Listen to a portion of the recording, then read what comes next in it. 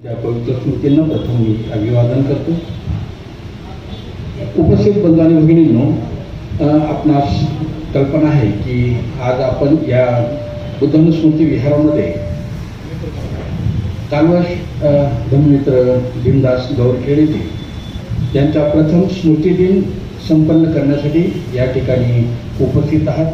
गौरखेडे परिवाराकडून आपण सर्वजण निमंत्रित आहात.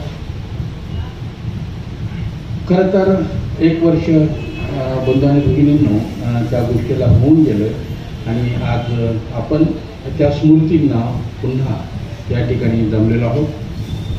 खरं तर आपणा सर्वांनाच कल्पना आहे की गेली 2 वर्ष आपणच नव्हे तर संपूर्ण विश्व या कोरोनाच्या महामारीमुळे त्रस्त झालेलं होतं आणि त्याच्यामध्ये अनेक बंधू आणि भगिनी खरं तर एका माळ्यातले जसं काही मोती निखडून पडावेत तसे निखडून पडलेले आहेत. अनेक कुटुंबांवर खूप मोठी आपत्ती त्या काळामध्ये आलेली होती. जरी ह्या विश्वामध्ये अनेक लोक असं म्हणतात की एखाद्या हिरव्या दत्त झाडावरची पानं एखाद्या वादळाने यावं आणि खुडून न्यावी, तसं ह्या विश्वामधले अनेक लोक त्याला बळी पडलेले आहेत. परंतु आपल्या अतिशय जवळचे जे काही स्नेही होते, जे काही मित्र होते, संघाशी एकरूप असलेले बंधू आणि भगिनी होते, तर ते सुद्धा ह्या वादळाने जणू काही खुडून नेले आणि त्याच्यातले भीमदास हे आपले सर्वांचे जवळचे मित्र होते. त्यांचं सुद्धा गेल्या वर्षी ह्याच दिवशी निधन झालेलं आहे आणि त्यांच्या स्मृतीप्रित्यर्थ आज या ठिकाणी गौरखेडे परिवाराने हा कार्यक्रम आयोजित केलेला आहे. तर ह्या कार्यक्रमाची रूपरेषा अशी असेल. या ठिकाणी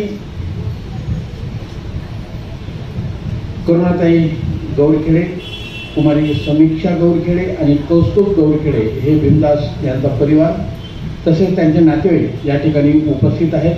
तर प्रथम त्यांच्या परिवारातर्फे आपल्या आदर्शांची तसेच भीमदास यांच्या प्रतिमेची पुष्प, दीप आणि सुगंध अर्पण करून ते पूजा करतील.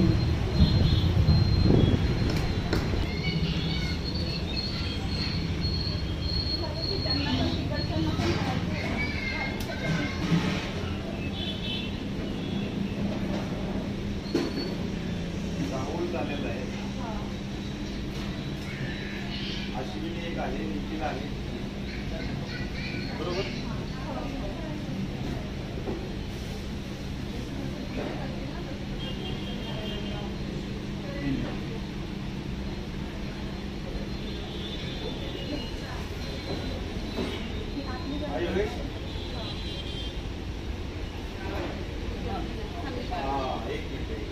एक मोबाईल त्यांच्याजवळ ठेवला लागेल आपल्याला.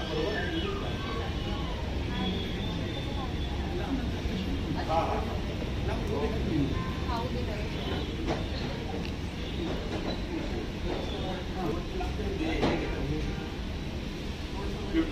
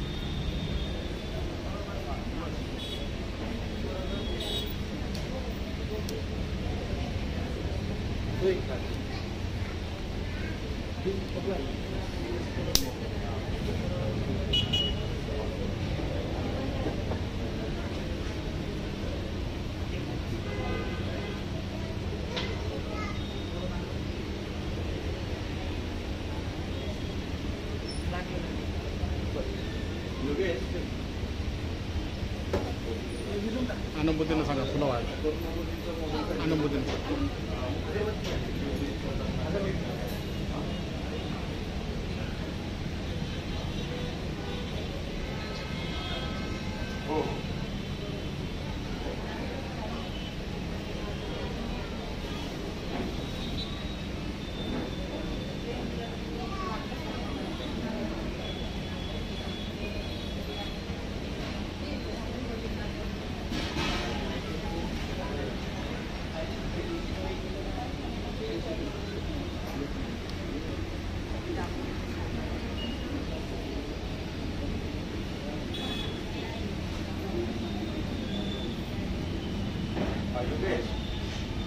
साष्टांग प्रणाम. मुलींच्या ह्याच्यावर लिंक पाठवा.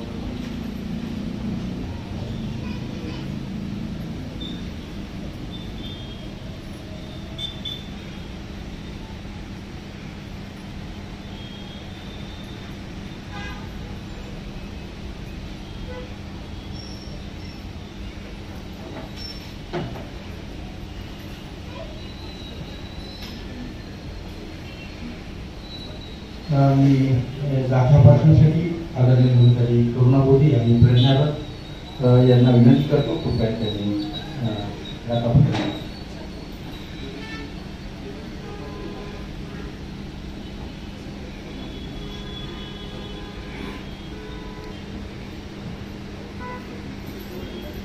मैत्रीपूर्ण जय भीम. त्रिशरण पंचशी विधायक पंचश मी म्हणणार आहे. माझ्या पाठोपाठ आपल्याला म्हणायचे.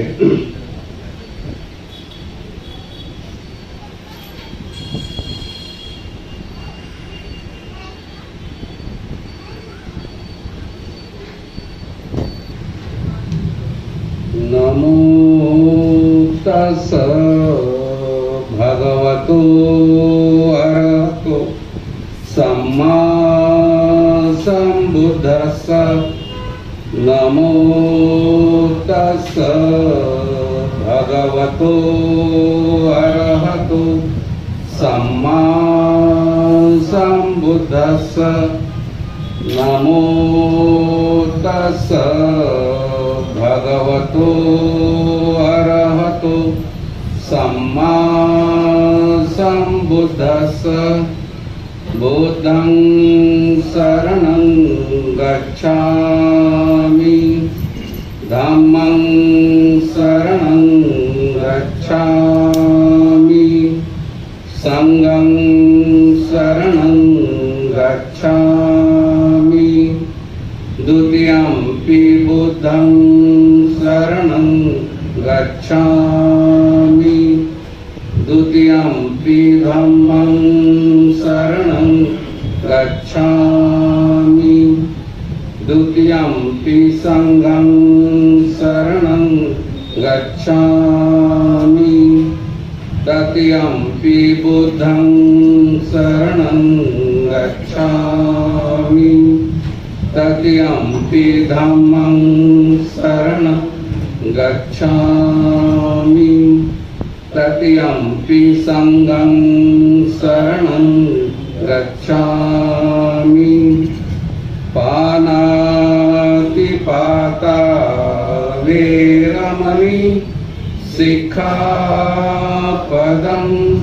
समादयामि.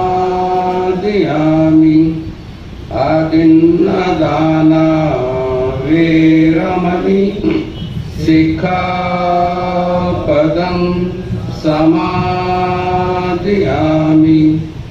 कामेषु मिच्छाचारा वेरमणि सिक्खापदं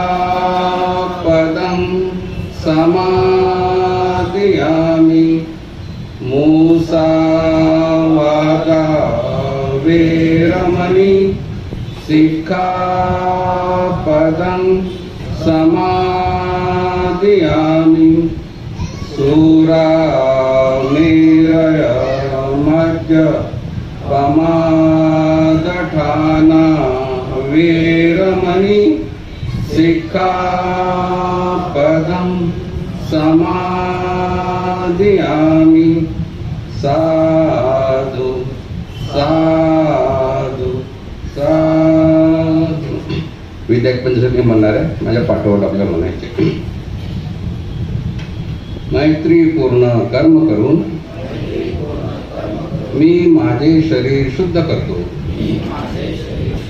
मुक्त हस्ते दान करून मी माझे शरीर शुद्ध करतो. शांती संतुष्टी आणि साधेपणाचे पालन करून मी माझे शरीर शुद्ध करतो. नित्य सत्य बोलून मी माझी वाचा शुद्ध करतो. स्मृती सुस्पष्ट आणि प्रदीप्त ठेवून मी माझे मन शुद्ध करतो. बुद्ध पूजा. वनगंध गुणोपेतं एतं कुसुम संतति पूजयामि मुनिन्दस्स श्रीपाद सरोरुहे. पूजयामि बुद्धं कुसुमेन नैनं पुय्येन मेतेन लभामि मोक्षम्. उपं मिलायति यथा इदं मे कायो तथा याति विनाशभावम्. धनसारपदीपेन दीपेन तमदंसिना त्रिलोकदीपं सम्बुद्धं पूजयामि तमोनुगं. सुगन्धिताय वदनं अनन्तगुणगन्धिना सुगन्धिनाहं गन्धेन पूजयामि तथागतं. बुद्धं धम्मं च संघं सुगततनुभव धातु धातु गभ्ये लंकायं जम्बूद्वीपे पिदसपुरवरे नागलोके चतुपे सभ्ये बुद्धस्य बिम्बे सकलदश दिशे केशलोमादिधातु वन्दे. सभ्येऽपि बुद्धं दशबलतनुजं बोधिचेत्यं नमामि. वन्दामि चेत्यं सभं सब्बठानेषु पठितं साररिकधातु महाबोधि बुद्धरूपं सकलं सदा.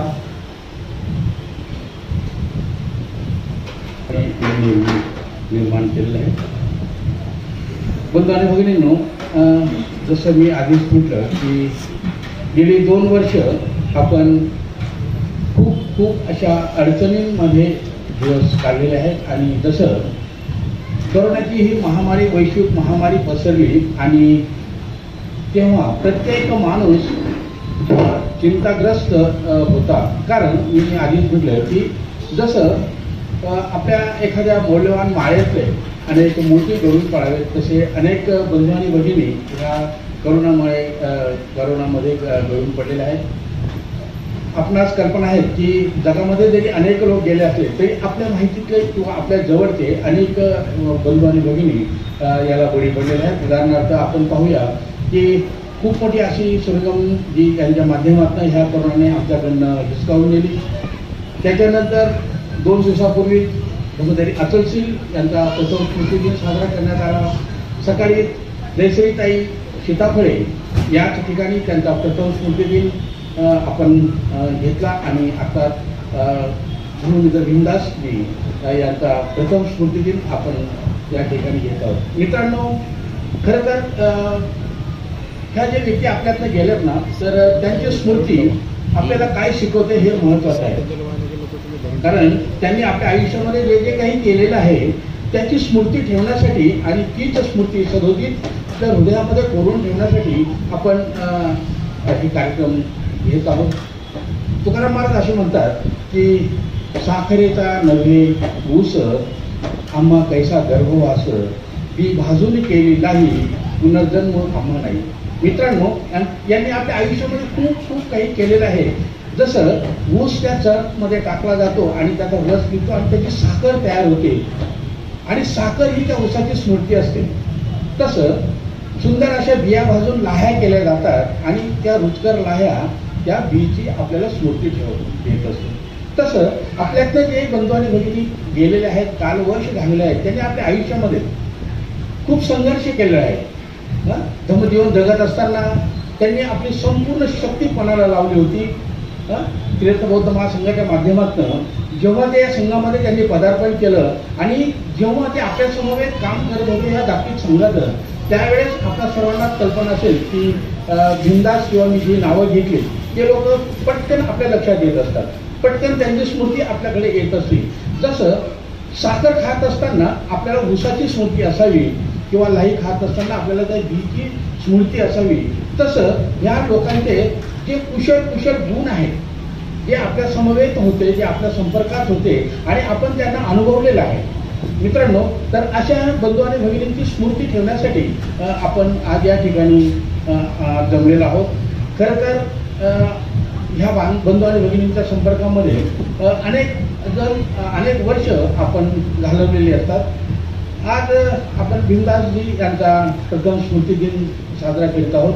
त्यांच्याही संपर्कामध्ये अनेक बंधू आणि भगिनी आपण सर्वजण होतो. ज्यावेळेस भीमदास गेले, खरं तर खूप धाडसी, मनमोकळं, धम्मजीवन जगणारं असं एक व्यक्तिमत्व काळाच्या पडद्याआड गेलं. बंधू आणि भगिनींनो, माझा त्यांचा संपर्क असा खूप होता.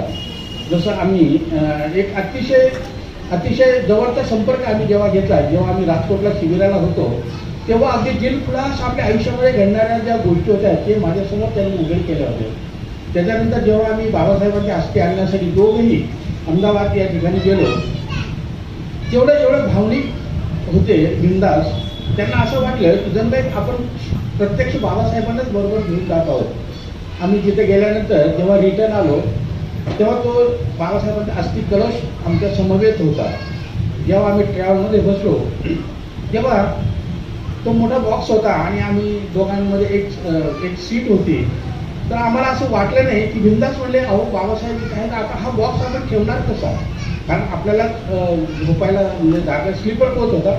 अक्षरशः पुण्यापर्यंत आम्ही दोघेही गप्पा मारत आलो. म्हणजे आपली भावना, जे आपले गत जीवनाचा जो भूतकाळ होता तो आम्ही दोघंही एकमेकांकडे खुला करत होतो. मित्रांनो, अगदी दिलखुलास असं व्यक्तिमत्व ते भीमदास यांचं होतं. आणि गेल्या वर्षी ह्याच दिवशी त्या कोविडच्या महामारीने जणू काही त्यांना आपल्यापासून एक प्रकारे हिरावून घेतलेला आहे. आज त्यांचा स्मृती दिन आहे आणि त्यानिमित्त काही बंधू आणि भगिनी त्यांच्या संपर्कात होते. तर मी या ठिकाणी त्यांना त्यांच्या स्मृती प्रित्यर्थ श्रद्धांजलीपर बोलण्यासाठी तेही उत्सुक आहेत. खरं तर आपल्या भावना उचंबळून येत असतील, प्रत्येकाला वाटत असेल की आपण भीमदास यांच्याबद्दल काहीतरी प्रकट करावं. परंतु मित्रांनो, हे करत असताना प्रत्येकाच्या भावनांना आवर घालणं खूप गरजेचं आहे. कारण सकाळी जसं एक यशोसागर यांचं प्रवचन ऐकलं, मला खूप सुंदर भावलं ते शकतो. जरी कोविडच्या ह्या काळामध्ये आपले अनेक बंधू आणि भगिनी गेले, पण तरी सुद्धा आपण काहीतरी त्याच्यातून शिकलो सुद्धा. सकाळी एका आईचा स्मृती दिन होता आणि आता एका बापाचा स्मृती दिन आहे. जसं सकाळी सीताफळे ताई आपल्यातनं गेल्या, असं आपण त्यांचा स्मृती दिन साजरा केला. त्या आई होत्या. मित्रांनो, आई गेल्यानंतर बापाला आई कसं व्हायचं असतं हे यशोसागरांनी त्यांच्या प्रयत्नातून सांगितलं. तसं वडील गेल्यानंतर करुणाताई वडील कशा झाल्या, आईच्या वडील कशा झाल्या आणि त्यांनी आपलं जीवन त्या मुलांसाठी कसं समर्पित केलेलं आहे.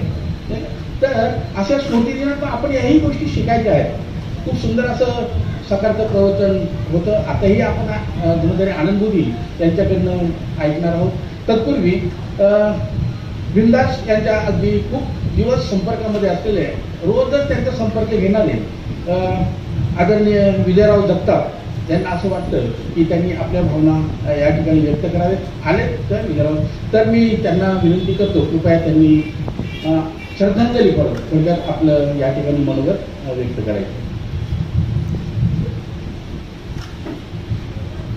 शाक्यमुनी तथागत भगवान गौतम बुद्ध, भारतीय घटनेचे शिल्पकार, भारतरत्न बोधिसत्व डॉक्टर बाबासाहेब आंबेडकर, सर्वप्रथम या महापुरुषांच्या पवित्र स्मृतींना, विचारांना, प्रतिमांना विनम्र अभिवादन. तसेच कालकथित कालवश आमचे सहकारी मित्र भीमदास गौरखेडे यांच्याही पवित्र स्मृतीला अभिवादन. या ठिकाणी उपस्थित असलेले सर्व बंधू आणि भगिनींनो, आजच्या या प्रसंगी आपण सर्वजण भीमदास यांच्या प्रथम स्मृती दिनाप्रित्यर्थ त्यांना भावपूर्ण श्रद्धांजली आदरांजली समर्पित करण्यासाठी आपण या ठिकाणी उपस्थित झालेलो आहोत. त्याचबरोबर या प्रसंगी त्यांच्या स्मृतींना, त्यांच्या आठवणींना देखील आपण या ठिकाणी उजाळा देण्याचा प्रयत्न करणार आहोत. त्याचप्रमाणे त्यांच्या गुणांचं, त्यांच्या सद्गुणांचं देखील आपण या ठिकाणी स्मरण करणार आहोत. त्याबद्दल त्यांच्याबद्दल आपण श्रद्धांजली म्हणजे त्यांच्याबद्दल आपण आदर व्यक्त करणार आहोत, कृतज्ञता व्यक्त करणार आहोत. तेव्हा भीमदास यांचा जो माझा परिचय जे आहे, जसं आता निकम साहेबांनी सांगितलं, तर मला बऱ्याच लोकांची काय नाव वगैरे काय माहीत नाही. निकम साहेबांनी ज्यावेळेस सांगितलं की अतिशय जवळून असा परिचय आला आणि रोजचा परिचय होता माझा. गेल्या तीन ते 4 वर्षापासून भीमदास आणि मी रोज कमीत कमी 4 तास तरी आम्ही विविध विषयावरती चर्चा करीत असतो. सामाजिक असू द्या, धार्मिक असू द्या, आमचं कौटुंबिक असू द्या, व्यक्तिगत आमचा असू द्या, सगळ्या गोष्टी आम्ही एकमेकाला शेअर करत होतो. आणि त्यांचा माझा परिचय म्हणजे ते पिंपरी सौदागर या ठिकाणी व्यवसायाच्या निमित्ताने एक शॉप पाहायला आले होते आणि त्यांच्यासोबत आपले धर्ममित्र अरविंद वाघमारे साहेब त्यांना घेऊन आले होते. आणि त्या दरम्यान आमचा दोघांचाही परिचय झाला. त्यांना ते समोरच आपल्या बरेच लोक त्यांना भेट घेऊन गेलेले त्या शॉपला. आणि विहाराच्या समोरच ते शॉप असल्यामुळं त्यांनी ते शॉप आणि ते विहार बघितल्यानंतर त्यांना एवढा आनंद झाला की दररोज त्यांना ते बुद्ध मूर्ती जी आहे, ते बुद्धांचं रूप जे आहे ते रोज पाहायला भेटायचं. आणि ते त्यांच्यामध्ये ती ऊर्जा निर्माण झाली. आणि खूप मला सुंदर असं मी जागेवरती या ठिकाणी आपले आणि नित्य नियम त्यांच्याशी माझा संपर्क होत असता मला त्यांच्यातून असं जाणवलं की त्यांनी भीमदासनी त्यांच्या आयुष्यामध्ये माणुसकी, प्रेम आणि जिव्हाळा ही नाती जोपासली होती. आणि त्यांच्या स्वभावामुळं त्यांचा आणि माझं जे संबंध होते ते अतिशय जिव्हाळ्याचे होते. त्यांच्या कुटुंबाशी फरक करून त्यांची पण माझे अतिशय जिव्हाळ्याचे संबंध होते. संपूर्ण कुटुंबाशी माझे त्यांचे अतिशय जिव्हाळ्याचे संबंध होते.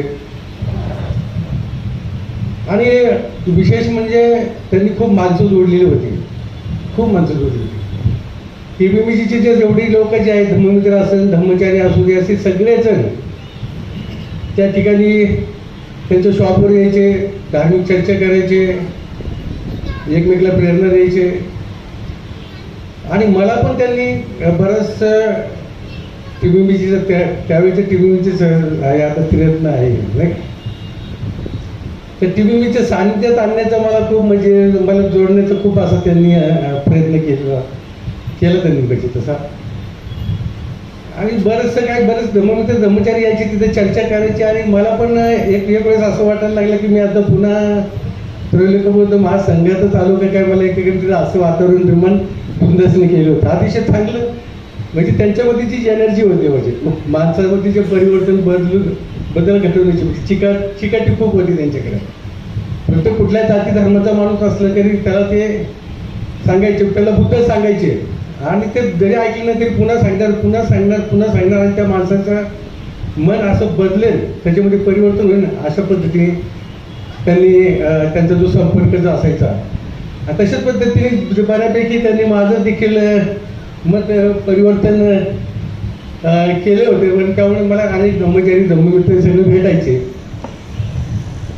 परंतु ज्यावेळेस माझी ओळख झाली तर त्यावेळेस त्यांना म्हटलं की त्यांना मी काय मी म्हटले की तुमचा परिचय काय, मी म्हटलं मी माझे विजय जगताप आहे आणि मी एक सामाजिक धार्मिक काम करतो बाबा. आणि नंतर त्यांना समजलं की बाबा हे त्रेलोक होतं महासंघाच्या चळवळीमध्ये होते, 20 वर्ष 22 वर्ष यांनी काम केलेलं आहे. परंतु ते कळलं आणि ते ब्रह्मचारी पण होते. आणि मी आजही ब्रह्मचारी आहे आणि उद्या ब्रह्मचारी राहणार. आता ब्रह्मचारी म्हणजे धम्माचं आचरण करणारी माणसं त्याला ब्रह्मचारी म्हणतात. मी जरी संघाचा सदस्य जरी नसतो, मी संघाचा सदस्य नाही, पण मी ब्रह्मचारी हा आहे. आपण धम्मपालन करतो म्हणजे ऐकतो ब्रह्मचारी सुखम शेती. मी ब्रह्मचारी आहे त्यामुळे सुखाने मी झोप घेतोय. तर ब्रह्मचारी, तर मी त्याला म्हणजे ब्रह्मचारी मी विचारू शकतो की मग त्यांना कळालं की यांचं नाव उपायरत्न आहे. म्हणजे पूर्वीचं उपायरत्न म्हणले तर मग तेव्हापासून त्यांनी मला उपायरत्न म्हणजे उपायरत्न शेवटच्या क्षणापर्यंत आजपर्यंत ते उपायरत्न त्यांच्या मृत्यूच्या क्षणापर्यंत ते उपायरत्न म्हणायला लागले. म्हणजे त्यांना एक आदर रिस्पेक्ट कसा करायचा म्हणजे ते धम्म शिकलेले होते ना, ते धम्माचं आचरण करत होते. धम्मामध्ये काय सांगितलं की एकमेकाचा आपण रिस्पेक्ट केला पाहिजे, आदर केला पाहिजे, ही भावना त्यांच्या मनामध्ये होती. आणि ही गोष्ट मला त्यांची खूप भावली. आपण एकमेकाचा रिस्पेक्ट जर केलं नाही, मी जर दुसऱ्याचा मी रिस्पेक्ट नाही केला एकमेकाचा, आपण एकमेकाचा, तर मी दुसऱ्याचा रिस्पेक्ट नाही केला, तो माझा रिस्पेक्ट नाही करणार. मी तुम्हाला दुःख दिलं तर तुम्ही मला दुःख देणार. ही सगळ्या गोष्टी आहे. एखादी आपल्याला शिवी दिली तर आपल्याला दुःख होतं, एखादी नुसतं हात वर केलं तरी त्या माणसाला दुःख होतं. म्हणजे मारलंच पाहिजे असं काही नाही. पण असा ह्या बिंदाचा जो स्वभाव होता, सॉरी बरं का मला ते किती वेळ बोलू काय, सॉरी मी थोडंसं त्याचे जास्त सानिध्य झाल्यामुळं थोडंसं मी वेळ घेऊ इच्छितो. त्यांची परवानगी घेतो मी अनुभूतीची, कारण त्यांचं प्रवचन आहे. आणि आणखी काही लोक जर बोलणार असतील तर मला काही नेमकं माहीत नाही. आता माझाच पहिला नंबर लावलेला आहे. तर त्यांनी एवढी माणसं जोडलेली होती की अतिशय म्हणजे त्यांची अडचण जरी असली म्हणजे त्यांच्याकडे काही खूप अडचणीत असायची, परंतु एखादा मदत मागायला आलं तर ते मदत करायची. हे त्यांचा फार मोठा स्वभाव म्हणजे फार मोठेपणा होता. कुणी माणूस म्हणजे त्यांच्याकडे काहीच नसायचं तरी ते पैसे द्यायचे. एक दिवस फक्त 50 रुपयेच गल्ला झाला आणि दिवसभर बसले होतो. 5 लोक मागायला येतात पैसे नाही का त्यांच्याकडे, तर प्रत्येकाला 10,000 रुपये त्यांनी दिले. 50 रुपये त्यांनी संपून टाकले. 50 रुपये तिथेच संपून टाकले, घरी 0 पैसे घेऊन गेले ते. असे अनेक स्वतः आर्थिक असताना सुद्धा दुसऱ्याला मदत करण्याची भावना निर्माण होणे अशी फार जगामध्ये कमी लोक आहेत. तर त्याच्यापैकी एक बिंदास आहे. अनेक लोक आजही त्यांच्यावरती जेव्हा हा प्रसंग आला बिंदासवरती, त्यावेळेस इतक्या लोकांनी मदत केली, त्यांना इतक्या लोकांनी मदत केली. मी संघाची असू द्या, संघाच्या बाहेरची असू द्या, दुसऱ्या जातीची असू द्या, परजातीची असू द्या, खूप लोकांनी त्या प्रसंगाला त्यांच्यावर मदत केली पाहिजे. खूप मदत केली, खूप धावपळी केली, मदत केली. परंतु दुर्दैव त्यांचं आपल्या सर्वांचं की त्यांना त्यावेळची जी परिस्थिती होती ती आपल्या सर्वांना माहिती. आणि त्या परिस्थिती म्हणजे खूपच भयंकर अशी परिस्थिती होती. त्याच्यामुळे काही ज्या सुविधा मिळणं फार कठीण गोष्टी होत्या आणि त्यामुळं त्यांचा मृत्यू ओढवला गेला. आणि ही खूपच मोठी अशी दुःखद घटना घडलेली. एक चांगला माणूस, चांगली व्यक्ती आपण गमावलेली आहे. तर अशी खूप जीवाभावाची, जसं निकम साहेबांनी सांगितले की अशी खूप जीवाभावाची माणसं त्या कोरोनाच्या काळामध्ये आपण गमावलेली आहे. आणि त्याचं खरोखरच आज करोनाचाही जवळ मला फोन आला, तर आज स्मृती दिन असल्यामुळं त्यांना त्या सगळ्या आठवणी त्याच्या आलेल्या आणि त्या खूपच म्हणजे रडत इतक्या होत्या की त्यांना बोलता येत नव्हतं, रडत होत्या. आता मला त्यांचं सांत्वन कसं करावं हा पण मोठा मला खूपच, मी माझे पण भावना खूप पेलावून गेल्या होत्या. आणि त्याच्यातून त्यांना म्हणले की ठीक आहे मी संध्याकाळी येणार आहे, त्यावेळेस आपण बोलूया. तर आता ह्या गोष्टीतून, ह्या दुःखातून तर माणसाने बाहेर पडलंच पाहिजे ना. आता बुद्धाचा मार्ग आहे. इथं सगळ्यांना ही गोष्टी माहिती. इथं जे बसलेल्यापैकी जे आहे ते सगळे आज 20-25 वर्षापासून धम्माचं ज्ञान घेतात, धम्माचं आचरण करतात. आणि ह्या अशा अनेक कितीतरी पुण्यनमोदांचे किंवा स्मृती दिनाचे कार्यक्रम झालेले आहेत आणि त्या माध्यमातून आपण सगळ्यांनी ऐकलेले आहे. तेव्हा मी काय मोठं काय तत्वज्ञान वगैरे काय त्या याच्याबद्दल काही सांगणार नाही. तर दुसरी म्हणजे दुःखाबद्दल भगवान बुद्ध म्हणतात आतापर्यंत एवढी लोक मेलेली आहेत, एवढी लोक मेलेली आहेत, तर त्यांचं एकत्र जर असं ढीक केला तर मोठा पर्वत होईल. भगवान बुद्ध काय म्हणतात, आतापर्यंत एवढी लोक मेलेली आहे. शोकाकुल बंधू आणि भगिनींनो, सर्वांना मैत्रीपूर्ण जय भीम, नमो बुद्धाय. भगवान बुद्धाने अनेक प्रकारचे दुःख सांगितलेले आहेत. त्यापैकी 5 दुःख महत्वाचे आहे. जन्म हे दुःख आहे, म्हातारपण दुःख आहे, आजारपण दुःख आहे, मृत्यू सुद्धा दुःख आहे. आणि आपल्या जवळचा व्यक्ती जेव्हा त्यांचा मृत्यू होतो, ज्याला वियोग असा म्हणला, वियोग, आणि ते वियोग सुद्धा दुःख आहे. आणि निश्चितपणे भीमदास गवखेडे हे माझे अतिशय जवळचे मित्र होते. आणि त्यांचा जेव्हा मृत्यू झाला, ते जेव्हा निघून गेले, त्याचा जो वियोग आहे तो मी अनुभवला आहे. खरं पाहता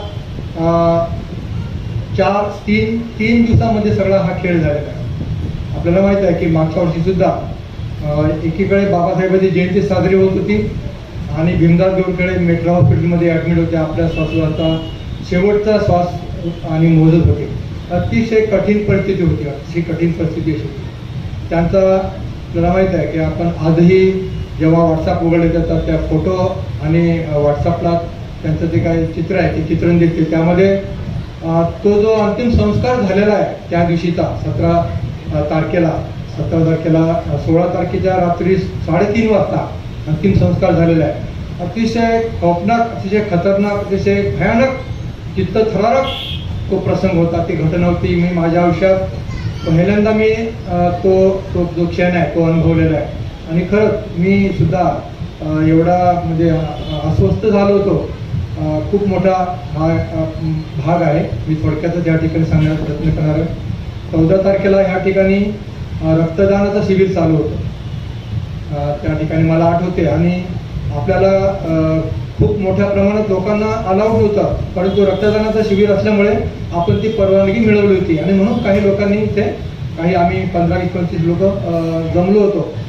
आणि मग माझे 2 मुलांना मी घेऊन आलो होतो. त्यांनी सुद्धा रक्तदान केलं.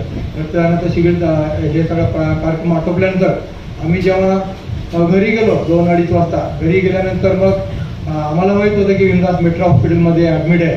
आम्ही लगेच भीमदासला भेटायला गेलो. अतिशय कठीण परिस्थिती होती आणि आम्हाला तिथं भेटता पण येत नव्हतं. आणि जेव्हा आम्ही घरी आलो तर मी वरच्या त्या मजल्यापर्यंत गेलो, परंतु नंतर ते 2-3 लोक धावत आले. म्हटलं तुम्ही कशाला जाता, भेटायचं नाही वगैरे काय नाही. मला काही रावलं जात नव्हतं, पण असं माहीत पण नव्हतं की भीमदासचं असं काही होईल असं आपल्या लक्षात पण नव्हतं. जेव्हा घरी आल्यानंतर संध्याकाळचा थोडासा कार्यक्रम वाटल्यानंतर पुन्हा माझा मुलगा आणि आम्ही 10:30 वाजता मेट्रो हॉस्पिटलमध्ये गेलो. मेट्रो हॉस्पिटलमध्ये गेल्यानंतर परिस्थिती अशी होती की त्यावेळेला आपल्या सगळ्यांना ठाऊक आहे की रेमडेसिवीरचं इंजेक्शन मिळत नव्हतं. आणि रेमडेसिवीरचं इंजेक्शन मिळत नव्हतं. सगळे लोक धावपळ करत होती. काही लोक ते सोनवणे, कांबळे वगैरे, काही लोक सह्याद्री हॉस्पिटलमध्ये, काही लोक लोकमान्यमध्ये, काही लोक पुण्यामध्ये इतके धावपळ करत होते आणि रेमडेसिवीरचं इंजेक्शन मिळत नव्हतं. ह्या मुस्लिम महिला ताईने त्यांच्या मुलीला दवाखान्यात नेऊन त्यांचं उपचार केलं.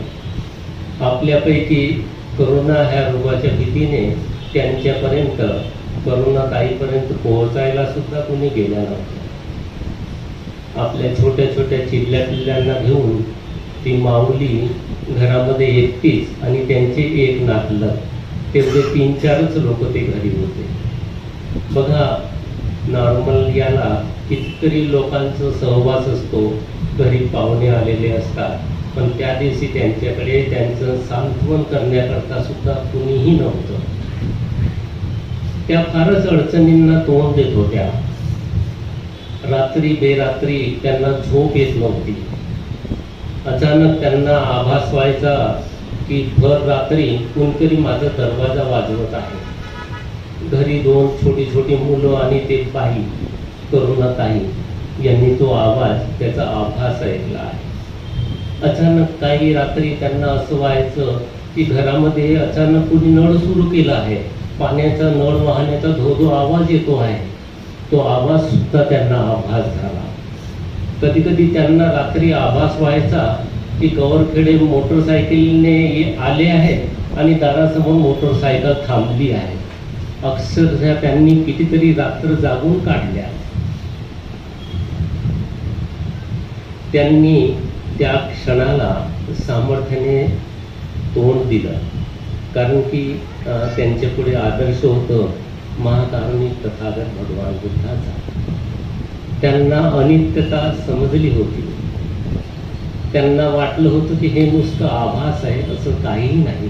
आणि म्हणून त्यांनी त्यांच्या चिल्ल्यापिल्ल्यांना घेऊन त्याच घरामध्ये अडचणींना सुद्धा आतापर्यंत समोर जात आहेत.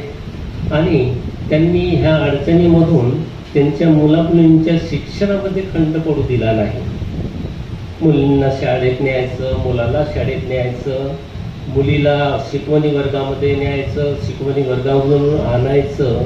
हे सगळं सामर्थ्य आलं कुठून? हे सामर्थ्य आलं बुद्धांच्या आदर्शामधून. मित्र हो, त्यांच्या चॅप्टरच्या महिला धम्ममित्रांनी त्यांना भरभरून मायेची ममता दिली आहे. त्यांचे चॅप्टरच्या महिलांनी त्यांना आईचं प्रेम दिलं आहे. तसेच गौरखेडे यांच्या पुरुष चॅप्टरमधील मित्रांनी कधीही त्या गौरखेडे परिवाराला असं वाटू दिलं नाही. त्यांना विविध अडचणीमध्ये त्यांचे चॅप्टरचे मित्र धावून गेलेले आहेत आणि त्यांच्या खंबीर पाठीशी होता हा त्रिरत्न बौद्ध महासंघाचं देवरोड थेरवाड काडेवाडी केंद्र. ह्या केंद्राने ते ऋण जपलं आहे. ह्या केंद्राने भीमदासांची मैत्री जपलेली आहे. ह्या केंद्रामधील धम्मचारी आणि धम्मचारिणी वेळोवेळी धावून त्यांना भरपूर मदत केली आहे. आणि आजही तरुणाताईंना असं भासू देत नाही की भीमदास आमच्यामधून निघून गेले आहेत. त्या सध्या खंबीरपणाने अजूनही आपल्या मुलामुलींचं शिक्षण घेत आहेत. जसं माझ्या अगोदर मित्रांनी सांगितलं की ते आईचं पण पार्ट निभवत आहेत आणि वडिलांचं पण पार्ट निभवत आहेत. अशा ह्या आमच्या तरुणाताईंना माझ्याकडून सप्रेम जय भीम. आणि त्यांना माझ्याकडून मी असं सदिच्छा व्यक्त करतो की ह्यापुढेही जे त्रिरत्न बौद्ध महासंघाचं देहूरोड थेरगाव काडेवाडी केंद्र आहे ते सतत त्यांच्या मदतीला धावून येत राहील. त्यांना मैत्री देईल, त्यांना भरभरून प्रेम देईल. एवढे बोलून मी इथंच थांबतो. मला इथं बोलवण्याची संधी दिली म्हणून माझे आचार्य आनंद मोदी, माझे कल्याण मित्र सिद्धीसागरजी, आदरणीय धम्मचारी धर्मयश त्यांचं मी आभार मानतो आणि आपली रजा घेतो. जय हिंद. प्रकट केलेले आहेत. मित्रांनो, खरं तर ती परिस्थिती ही तशीच होती. जसं आपल्या घरातली एखादी गर्भवती महिला दवाखान्यामध्ये ॲडमिट होते बाळाला जन्म देण्यासाठी आणि कुटुंबीय बाहेर वाट पाहत असतात बाळाच्या जन्माची. तशीच परिस्थिती त्या काळात होती की आपल्यातला गेलेली प्रिय व्यक्तीचा अंतिम संस्कार कधी होईल याच्यासाठी वाट पाहत होते. जसं भीमदासच्या आधी 17 बॉड्या लाईनीला होत्या. अध्यक्षला त्यावेळेस मी प्रत्यक्ष तिथं हजर होतो. त्यांच्या आधी 21 बॉड्या हजर होत्या. मित्रांनो, आता संध्याकाळी 6 वाजता लावलेला नंबर सकाळी 5 वाजता नंबर लागला अशी परिस्थिती होती. त्यामुळे कदाचित प्रत्येक जण किंवा शासनाच्या नियमानुसार प्रत्यक्ष सहभाग घेऊ शकला नव्हता. परंतु तरीसुद्धा आपला भावनिक सपोर्ट हा प्रत्येक बंधू आणि भगिनींच्या पाठीशी होता आणि त्रिरत्न बौद्ध महासंघाच्या माध्यमातून प्रत्येक जण हा भावनिक प्रतिसाद देत होता. असो, जीवन असावे पण त्यात जगणे असावे आणि जगता जगता इतरांचेही भान असावे. हे भीमदास यांच्या प्रती लागू असलेल्या काही ओळी मला सुचल्या. जीवन जगत असताना अनेक लोक जीवन जगत असतात पण त्यात जगणं नसतं. मित्रांनो, भीमदास हे जीवन जगत होते कारण ते इतरांचंही भान ठेवत होते. आणि त्यांना महत्त्वाची एक गोष्ट म्हणजे बिनदास हे वेळेच्या बाबतीत अतिशय काटेकोर होते. आपल्या आयुष्यामध्ये त्यांना वेळ खूप महत्त्वाचा वाटत होता. आम्ही जेव्हा अहमदाबादला गेलो तेव्हा गाडी लेट झाली तर त्या ड्रायव्हरवर ते असं म्हणले की अरे तुम्हाला काही वेळेचं काही भान आहे की नाही. मित्रांनो, तर त्याच वेळेचं भान ठेवून मी ज्या काही बंधू आणि भगिनींच्या भावना उतंबडून येत असेल त्यांना मी बांध घालायचा प्रयत्न करीत आहे. आणि आपल्यासमोर आदरणीय धर्मचारी आनंद मोदीजी आजच्या ह्या दिनाप्रती काही मार्गदर्शनपर या ठिकाणी आपल्या भावना व्यक्त करणार आहेत. तर मी आपल्या सर्वांच्या वतीने धर्मचारी आनंद मोदीजी यांना अशी विनंती करतो की कृपया त्यांनी आपल्या धम्मदेशनास सुरुवात करावी.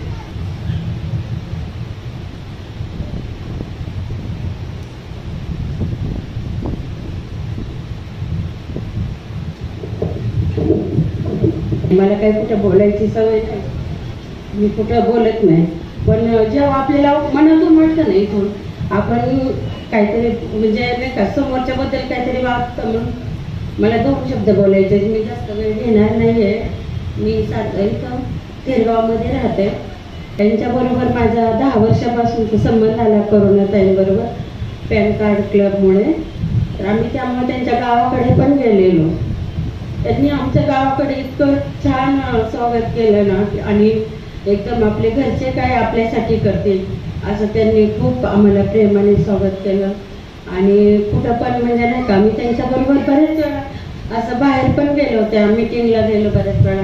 इतकं छान राहणीमान त्यांचं, करुणाचं पण एकदम समंजसपणा असं त्यांच्याबद्दल आपण जितकं बोललो ना असं म्हणतात ना की आनंद या जीवनाचा सुगंधा परी गळवाळा, त्यासारखं आपल्या बिनधास्त आपले गोरकडे साहेब खरोखरच खूप शिस्तीचे होते. त्यांचं ड्रायव्हिंग पण मी स्वतः पाहिलेलं आहे. त्यांच्याबरोबर त्यांच्या गावाकडं आम्ही 4 व्हीलर घेऊन गाडी म्हणजे गेलेलो आहे 2-3 वेळा मुंबईपर्यंत त्यांच्याबरोबर गेलं. तर त्यांचा एक शब्द मला सुद्धा ते दादा म्हटले ना मगाशी की एखाद्याचं सहज बोलणं नाही का ते आपण आयुष्यभर लक्षात ठेवायचं. तर ते फक्त ड्रायव्हिंग करताना म्हणले ताई लेन्स सोडू नका, नाही का हायवेला जाताना लेन्स सोडू नका. तेव्हा मला कळलं नाही अरे बाबा लेन्स म्हणजे काय. पण जेव्हा आता मी पण कधी गाडी चालवते ना तेव्हा कळलं की अरे आपण लेन्स सोडायची नाही, जाताना नाही का काहीतरी होऊ शकतं. तसं ते असं सरळ रस्त्याने ज्याप्रमाणे ते लेन्स सोडू नका म्हणून बोलले तर ते लेन्स तसंच जीवनात त्यांनी नाही का आम्ही त्यांच्याबरोबर रात्रीचा प्रवास केला, दिवसा प्रवास केला. त्यांनी त्यांची लेन्स कधी सोडली नाही कोणत्या प्रकारचे नाही का. म्हणजे असं एकदम सोज्वळ त्यांचं वागणं. ताई ताई ताई ताई असं ताई तसं ताई तसं म्हणजे नाही का त्यांच्याबद्दल बोलावं एवढं खूपच आहे. आणि एक मला असं म्हणजे कळकळीने सांगायचं आहे की खरंच मी त्या अगोदर त्यांनी सांगितलं एका भाऊंनी की त्यांच्याकडं आर्थिक थोडंसं कमी पडलं किंवा मानसिक बळ कमी पडलं. तर करुणाताई तेव्हा परिस्थिती पण तशीच होती की खरंच मानसिक बळ तुम्हाला कमी पडलं असेल. त्याबद्दल आहे ना म्हणजे तुम्ही त्यांच्याकडून म्हणजे तेव्हा माणसाला जेव्हा दुःख येतं ना मी जास्त वेळ घेणार नाही पण जेव्हा माणसाला जे दुःख येतं ना तेव्हा खरोखरच नाही का आपलं सगळं बाजूला सोडून नाही का समोर त्याच्यात सहभागी व्हावं. करुणा तुझ्या दुःखात खरंच सहभागी आहे. पण प्रॉब्लेम एकच झाला जेव्हा मी तुझा फोन लावेन तेव्हा तुझा फोन बंद असायचा आणि तिचं घर पण आम्हाला माहीत नव्हतं. परवाच माझ्या मुलाला मी म्हणलं इथं आले ना की मी चिखलीला या रोडने जातो ना तर म्हणलं अरे इथं आले ना की गोरकडे साहेबांची आठवण येते. बरेच दिवस झाले थेरगावमध्ये बरेच दिवस राहिले. नंतर ते आपले गणपती मंदिर चिंचवडला बरेच दिवस राहिले. नंतर ती जेव्हा वाणीकरवाडीत गेली ना तेव्हा आमचा संपर्क जास्त तुटला. त्यामुळे तुझ्या दुःखात मला सांत्वन करता आलं नाही. इच्छा असून सुद्धा मला तुझ्याकडे येता आलं नाही. आम्ही गावी पण म्हटलं आपलं सगळं वातावरण झालं नाही. मला नंतर कळलं की करुणा आता गावी गेली. मग ना माझ्या मैत्रिणीला म्हणलं आपण नाही का तिला गावी भेटायला जाऊ. मी आज दिवसभर इतकी दमलेली आहे ना. मी खूप लांबची जुरीकडे आमचं गाव आहे तिकडे बुरसाला सकाळी 8ला गेलेलो. मुलगा मी आत्ताच आले गावावरून. मुलगा आला अगं त्या करुणाताईचा करुणा गोरफडे. मी म्हणलं काय झालं रे. म्हणले तिचा त्या ताईचा फोन आला होता. मग मी आमच्या ह्यांना म्हणलं तुम्ही फक्त मला इथपर्यंत सोडा आपण तिथपर्यंत जाऊ. कारण मला करुणाला भेटायची खरंच इतकं म्हणजे नाही का वाटत होतं की आपण तिच्याकडे जावं आणि तिला आपलं नाही का प्रेमाचं नुसतं भेटलं तरी माणसाला बरं वाटतं. पण खरंच करुणा वर्ष झालं तुझ्याकडे येता आलं नाही. आपण सुखात सहभागी होत होतो, आम्ही एकमेकाकडे बोलत होतो, पण दुःखात इच्छा असून सुद्धा जमले नाही.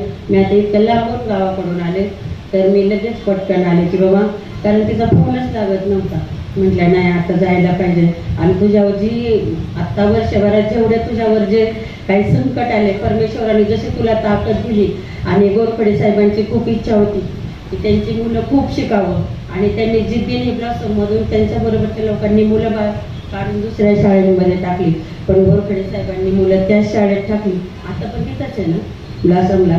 आणि परमेश्वराने त्यांना नाही का खूप खूप ताकद द्यावी. आणि तिची मुलं, गोरखडे साहेबांची इच्छा, परमेश्वराने तिला मदत करावी, त्यांची इच्छा पूर्ण. खरी श्रद्धांजली, भावपूर्ण श्रद्धांजली तीच होईल की त्यांची इच्छा आपण पूर्ण केली पाहिजे. करुणा तुला परमेश्वर बुद्धी देईल.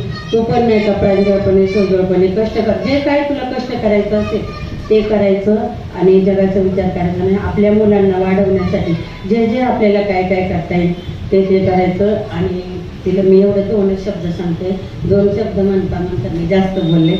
तुमचं सगळ्यांच्या एवढ्यांचा वेळ घेतला त्याबद्दल मी क्षमा पण मागते. आणि जय भीम आणि जय महाराष्ट्र.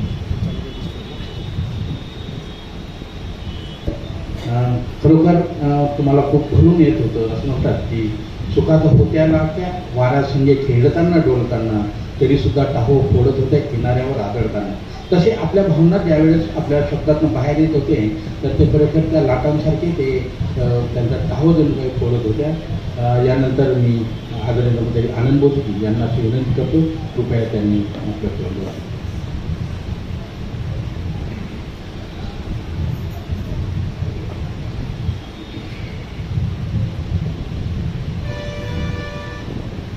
अपने वैश्विक आदर्श तथागत गौतम बुद्ध, दूसरे वैश्विक आदर्श परम पूज्य बोधिसत्व डॉक्टर बाबासाहेब आंबेडकर, आणि तिसरे देखील आपले वैश्विक आदर्श कोणते संरक्षित यांच्या आचारांना विचारांना मी प्रथमतः करतो. आणि थोडक्यात आज बिंदासबद्दल बोलण्याचा प्रयत्न करतो आहे. वेळ खूप झालेला आहे आणि माझ्या आधी काही लोकांनी बिंदासबद्दल खूप छान असं बोलून गेलेले आहे, तर मी त्यांच्याबद्दल जास्त बोलणार नाही. बिंदासला आपण सगळे लोक ओळखतो आहोत. उंच, धिप्पाड, धष्टपुष्ट आणि खरोखरच वाणी अतिशय मधुर आणि गोड वाणी अशी त्यांचं व्यक्तिमत्व होतं. खरं म्हणजे बिंदास माझ्या मित्रवर्गामध्ये नेहमी यायचे, वेळ काढून यायचे. ते नागपूरचे मूळचे, पुण्यामध्ये ते नोकरीनिमित्त आले, पण नोकरी न मिळाल्यामुळे व्यवसाय सुरू केला, पण ते हिंमत हारले नाही. व्यवसायाच्या माध्यमातून आपल्या कुटुंबाचा उदरनिर्वाह ते करत होते आणि अतिशय सुज्ञपणानं ते आपले जीवन जगत होते. त्रिरत्न बौद्ध महासंघामध्ये जी प्रक्रिया आहे त्या प्रक्रियेमध्ये ते सामील झालेले होते. विकासाची जी प्रक्रिया आहे त्या विकासाच्या प्रक्रियेमध्ये ते सामील झालेले होते.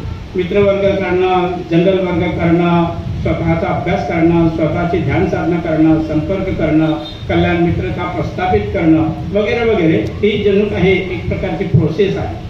आणि माणसं घडवण्याची जणू काही ही प्रोसेस आहे. आणि त्या प्रोसेसमध्ये वास्तविक आता बिंदास सामील झालेले होते आणि त्या सामील झाल्याचं साक्षीदार मी आहे.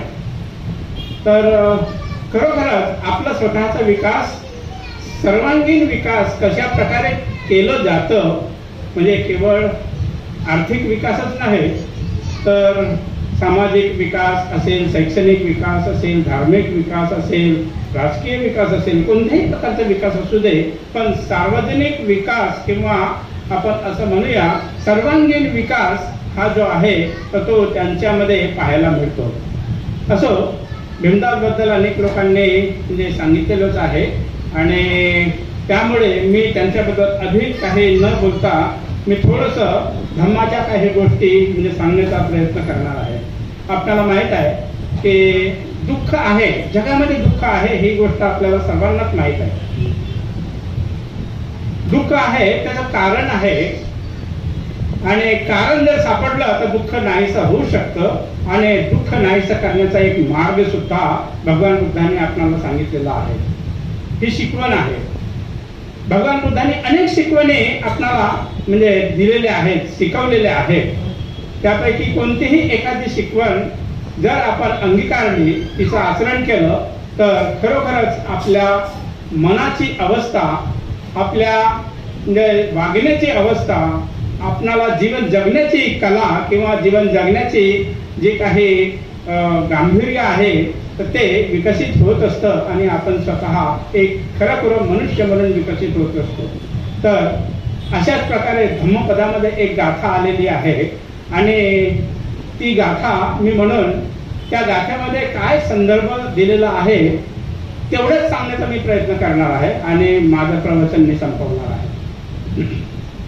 तर ती गाथा अशी आहे, आरोग्य परमा लाभा संतुष्टी परमं धनं विश्वास परमा याति निब्बं परमं सुखं.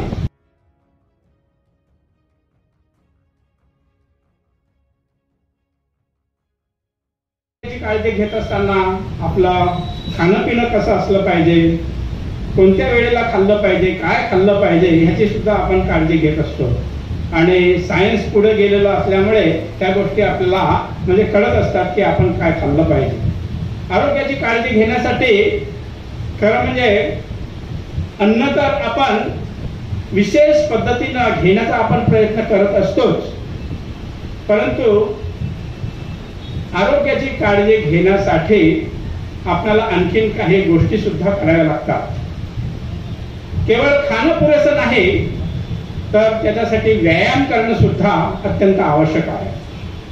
आणि त्यानंतर तिसरी गोष्ट, आरोग्य जर सुदृढ ठेवायचं असेल, चांगलं ठेवायचं असेल तर आपल्याला उचित व्यवहार करणं देखील अत्यंत महत्त्वाचं आहे.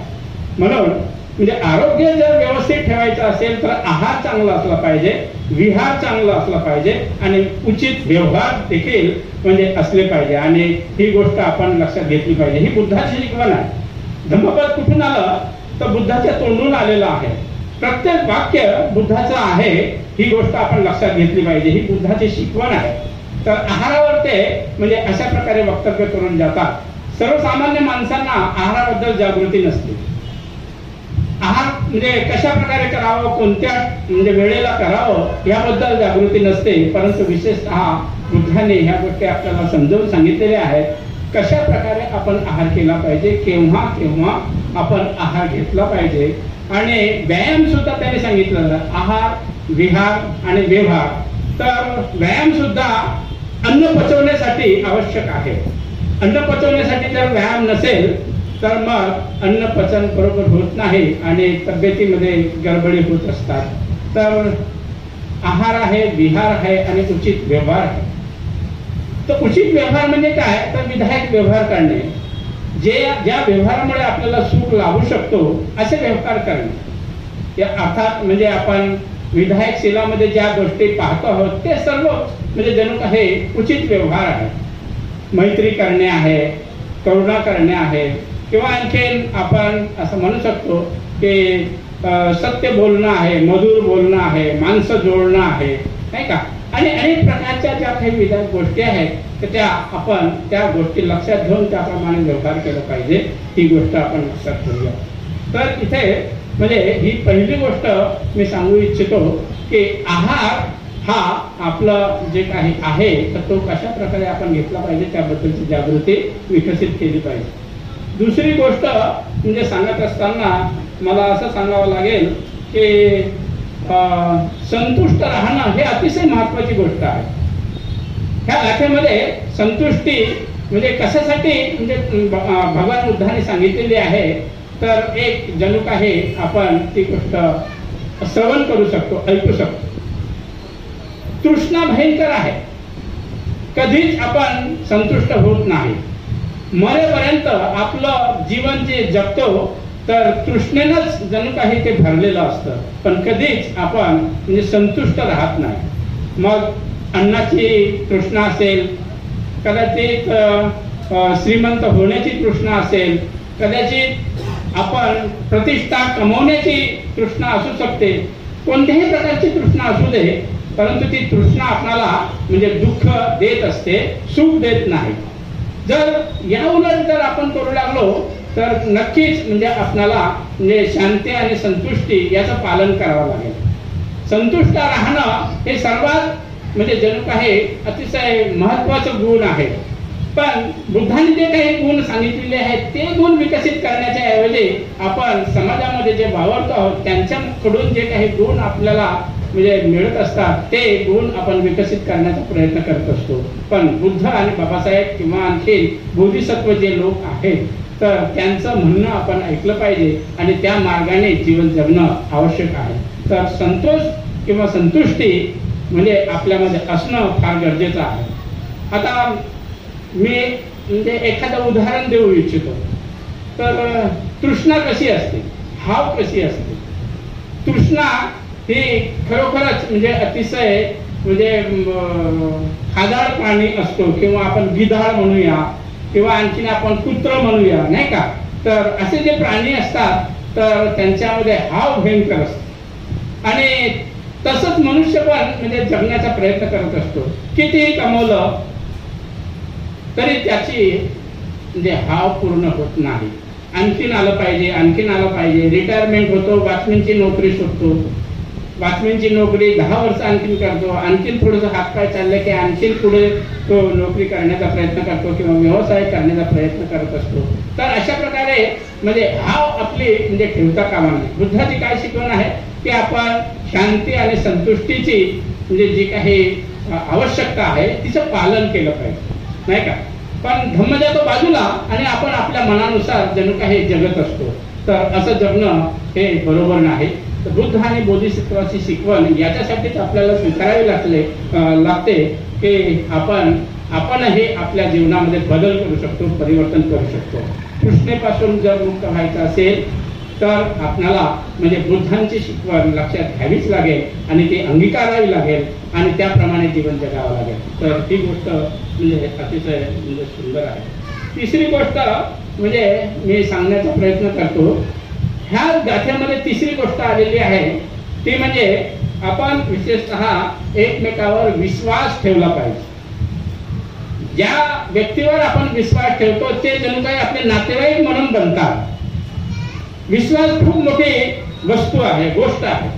पण विश्वास नसेल एकमेकावर तर मग म्हणजे भांडण तंटे निर्माण होत असतात, शंका निर्माण होत असतात, कुशंका निर्माण होत असतात आणि अतिशय वाईट जीवन जगण्यासाठी आपल्याला म्हणजे मिळत असते. तर अतिशय वाईट स्थितीमध्ये जगण्याची शिकवण बुद्धाकडे नाही. संसार चालवण्याची शिकवण बुद्धाकडे नाही, ती समाजामधून येत असते. संसार आपण म्हणजे चालवतो परंतु बौद्ध धर्माच्या आधारावरती चालवत नाही. तर तिथे लोभ आहे, द्वेष आहे, अज्ञान आहे आणि अनेक गोष्टी जणू काही विकृतीच्या आहेत. तर त्या गोष्टीचा समन्वय आपण संसार जगत असतो आणि म्हणून मग आपल्याला जे दुःख म्हणजे अनुभवावं लागतं. बौद्ध धर्म तर दुःखमुक्तीचा मार्ग आहे. दुःखातून बाहेर पडायचं असेल तर आपल्याला बौद्ध धर्माचा कोणताही भाग असू दे किंवा बौद्ध धर्माची कोणतीही शिकवण असू दे, शील समाधी प्रज्ञेची शिकवण असू दे किंवा आणखीन आर्य अष्टांगिक मार्गाची शिकवण असू दे, 4 आर्य सत्याची शिकवण असू दे, पारमितांची शिकवण असू दे, कोणत्याही शिकवणीचं आपण आधार घेऊन तसं बनण्याचा तसं जगण्याचा प्रयत्न करू लागलो तर मला असं वाटतं की आपण बदलू शकतो आणि बदलतो आहोत हा विश्वास एकमेकावर असला पाहिजे. प्रत्येक व्यक्ती बदलू शकतो. चांगल्या गोष्टी करू लागला तर आपण बदलू शकतो. म्हणजे ही गोष्ट म्हणजे आपण ध्यानात ठेवली पाहिजे. त्याच्यावर विश्वास असला पाहिजे. धम्म सांगणारे धम्म सांगतात त्याच्यावर विश्वास असला पाहिजे. बरेचसे धम्मचारी धम्म सांगत असतात, बरेचसे भिक्षू धम्म सांगत असतात, ग्रंथामध्ये धम्म आहे किंवा आणखी पुस्तकांमध्ये धम्म आहे. गोठलेली ती भाषा असली तरी जेव्हा आपण वाचन करतो तर ते आपल्याला संदेश देत असते की खरोखर म्हणजे कशा तऱ्हेनं आपण जीवन जगायचं नाही का. तर उच्च अशी शिकवण जी आहे ती भगवान बुद्धाचीच आहे. कारण भगवान बुद्धाकडे देव म्हणून काही मागायला गेला तर ते कधीच तुम्हाला पावन होत नाही, ते काही देत नाही.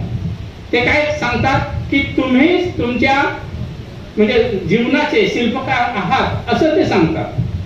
तुम्हाला जर सुंदर जीवन जगायचं असेल, सुंदर बनायचं असेल, दुःखमुक्तीचं जीवन जगायचं असेल, दुःखातून बाहेर पडायचं असेल, दुःखाचे अनेक सण जीवनामध्ये येत असतात आणि त्या दुःखाला जर का कदाचित बाहेर काढायचं असेल तर धम्म आचरण करणं अतिशय महत्त्वाचं आहे.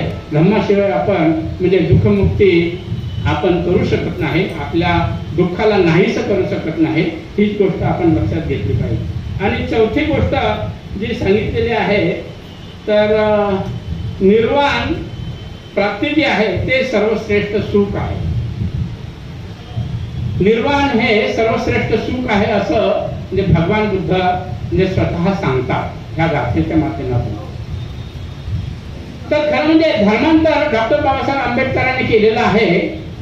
तर का केलेलं आहे याचा शोध आपण घेतला पाहिजे. प्रत्येक मनुष्य बदलू शकतो, प्रत्येक मनुष्याचं परिवर्तन होऊ शकतो. जो वाईट आहे तो चांगला बनू शकतो, जो अकुशल आहे तो कुशल बनू शकतो, जो अतिशय कनिष्ठ ज्याला म्हणतो आपण अशा प्रकारची वर्तणूक करत असेल तर तो श्रेष्ठ असा म्हणजे मानव बनू शकतो. आणि आपलंच परिवर्तन आपणच करायचं आहे असे ही शिकवण आहे. म्हणून म्हणजे आपण निर्वाण प्राप्तीच्या मार्गाला लागलो पाहिजे. निर्वाण प्राप्तीच्या मार्गाला जेव्हा लागतो तर निर्वाण प्राप्तीच्या मार्गाला 4 अवस्था पार कराव्या लागतात. पहिली अवस्था आहे श्रोतापन्न अवस्था, सकृतागामी अवस्था, अनागामी अवस्था आणि अहरणपद. अहरणपद म्हणजे बुद्धासारखं बनणं. तर वास्तविक आता ह्या 4 अवस्थाच्या माध्यमातून 10 बंधनं तोडावी लागतात आणि तर कुठं मनुष्य बुद्धासारखं बनतो किंवा बोधिसत्वांसारखं बनत असतो. ही गोष्ट आपण थोडीशी लक्षात घेतली पाहिजे. तर ह्या गाथेच्या माध्यमातून मी 4 गोष्टी सांगण्याचा प्रयत्न केलेला आहे. पहिली गोष्ट मी म्हणजे सांगितलेली आहे की आरोग्य हे आपलं टिकवून ठेवलं पाहिजे. पण आता आपण असं म्हणू शकतो की दुसरी देखील एक भगवान बुद्धाची म्हणजे शिकवण आहे. तिला तिलक्षणं असं म्हणतात. तर तिलक्षणं म्हणजे 3 लक्षणं. पहिलं लक्षण आहे अनित्यतेचं, दुसरं लक्षण आहे अनात्म आणि तिसरं लक्षण आहे दुःख.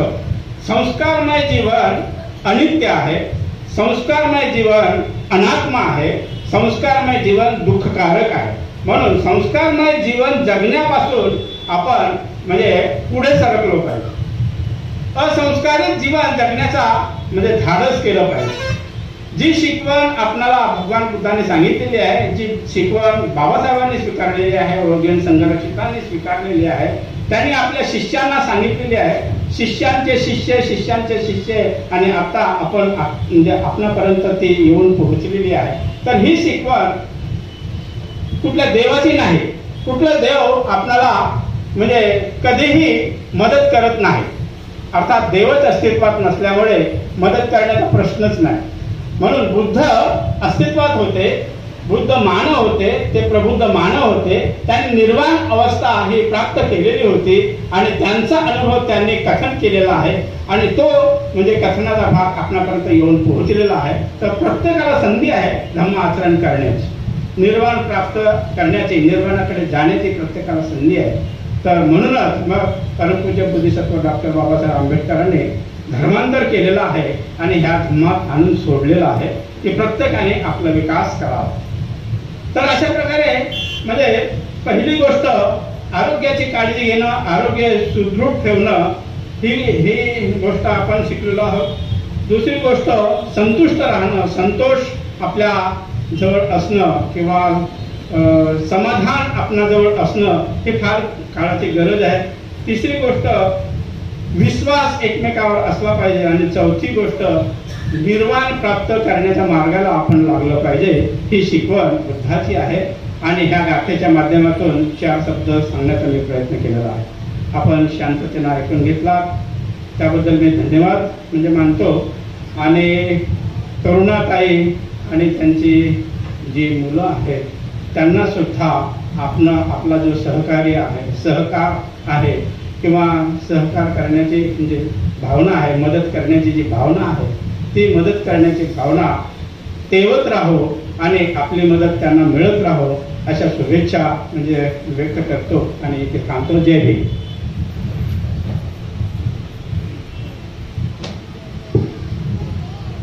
धन्यवाद आनंद मोदीजी. खूप खूप सुंदर आपण या ठिकाणी धम्मदेशना दिलेली आहे. खरं तर भीमदास ज्या पद्धतीने जीवन जगत होते त्याच विषयाला धरून आपण आपले अनमोल विचार या ठिकाणी प्रकट केलेले आहेत. त्याबद्दल मी आपला खूप खूप असं आभार व्यक्त करतो. बंधू भगिनींनो, आपण भीमदास यांच्याविषयी खूप काही गोष्टी ऐकल्यात. मी असं म्हणेन की शुद्ध बीजापोटी फळे रसाळ गोमटी जसे असतात ना, कारण भीमदास यांच्यामध्ये जे काही गुण होते हे खरं तर त्यांच्या परिवारामधूनच त्यांच्याकडे आलेले होते. दानभावना भीमदासकडे एवढी मोठी होती की आपण अनेक बंधू आणि भगिनी यांच्याकडनं ऐकलेले आहे. आजही त्या गोष्टीचा प्रत्यय आलेला आहे. कारण भीमदास गेल्यानंतर किंवा आपल्या परिवारातील एखादी प्रिय व्यक्ती गेल्यानंतर अहोरात्र दुःख दुःख दुःख करत असण्यापेक्षा आपल्या शोकाला कसं आवर घालावं याच्यासाठी खरं तर मी म्हणेन त्या मातेचं मी खूप खूप असं शतशः तिला नमन करू इच्छितो की भीमदास यांच्या आईने आज त्यांच्या स्मृतिदिनाप्रित्यर्थ या ठिकाणी 2 अशोकाचे वृक्ष ह्या विहारासाठी पाठवलेले आहेत. अशोक म्हणजे शोकरहितपणा. मित्रांनो, एक आई आपल्या मुलाच्या स्मृतिप्रित्यर्थ 2 अशोकाचे वृक्ष या ठिकाणी पाठवते. आणि तसंच त्यांची भगिनी ऐश्वरी सुजाताताई सहारे यांनी आपल्या बंधूच्या स्मृतिप्रित्यर्थ आज या विहारासाठी या ठिकाणी पितळाची 2 बोधी वृक्ष आपल्या ह्या श्राईनमध्ये पाठवलेले आहेत. जणू काही माझ्या बंधूचं, माझ्या भावाचं सदोदित स्मृती तुमच्यामध्ये असावी, त्याने केलेल्या जे कुशल कर्म त्यांची स्मृती तुमच्यामध्ये असावी आणि त्याच्यासाठी त्यांनी जणू काही हे 2 बोधिवृक्ष पितळाचे आपल्या या विहारासाठी पाठवले आहेत. मी त्याच्यासाठी ते शब्द वापरले की आपल्या परिवारामधूनच जे काही आपल्याला बाळकडू देण्यात येत असतं तेच आपल्या जीवनाला यशस्वी करत असतं आणि तेच भीमदासच्या बाबतीत घडलेलं आहे. तर ह्या माझ्या प्रिय मित्राला मी माझ्याही वतीने भावपूर्ण अशी श्रद्धांजली या ठिकाणी अर्पण करतो. मी काही सूचना या ठिकाणी देऊ इच्छितो. त्यानंतर आपण 2 मिनिटं शांत उभं राहून त्यांना आदरांजली अर्पण करत आहोत. तत्पूर्वी सूचना अशा आहेत की बंधू आणि भगिनींनो, ह्या बुद्धानुस्मृती विहारामध्ये दर रविवारी एक धम्मवर्ग असतो, जनरल धम्मवर्ग, की ज्याच्यातनं भीमदास आणि माझ्यासारखे अनेक लोक घडले. त्या धम्मवर्गांच्या माध्यमातून असे धम्मवर्ग ह्या बुद्धानुस्मृती विहारामध्ये घेतले जातात. तर दर रविवारी या ठिकाणी अनेक धम्मदारींच्या प्रवचनांच्या माध्यमातून बुद्ध काळातले धम्मसेनानी या विषयावर सुंदर असा अभ्यास चाललेला आहे. तो सायंकाळी 7 वाजता असतो. तर आपली उपस्थिती प्रार्थनीय आहे. मी अशी सूचना नव्हे तर विनंती आपणास करीत आहे. तर आपण त्याच्याच आपले मित्र भीमदास यांना भावपूर्ण श्रद्धांजली अर्पण करूया. नंतर धम्म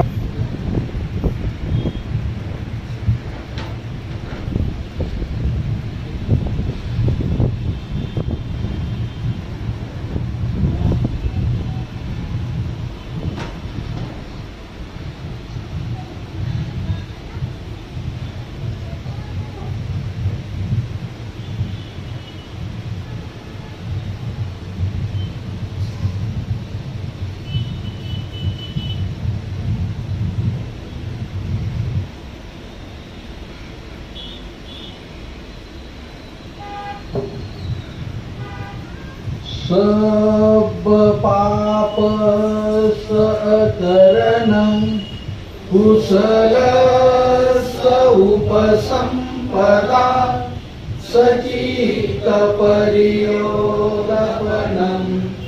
एतं भूतान शासनं धम्मं चरेषु तरितं नतं गुचरितं चरे धम्मकारी सुकंदेति अस्मिन् लोके परमित नतावता धम्मधरो यावता बहुभासति योच अपंपि सुत्वानं धम्मं कायेन पश्यति स सवे धम्मधरो होती यो धम्मं नवमज्जति नत्थि मे शरणं अयं बुद्धो मे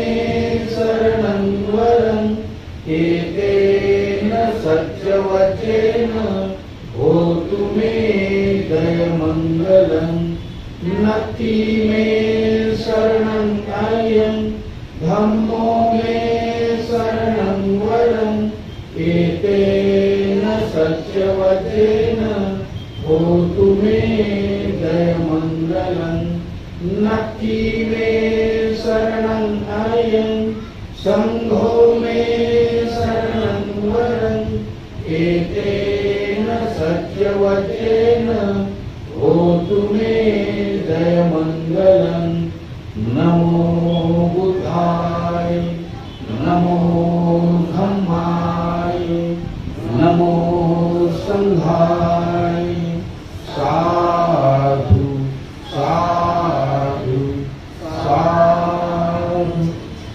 पंचांग प्रणाम।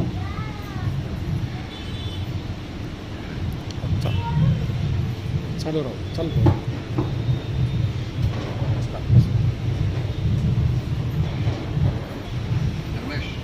या ठिकाणी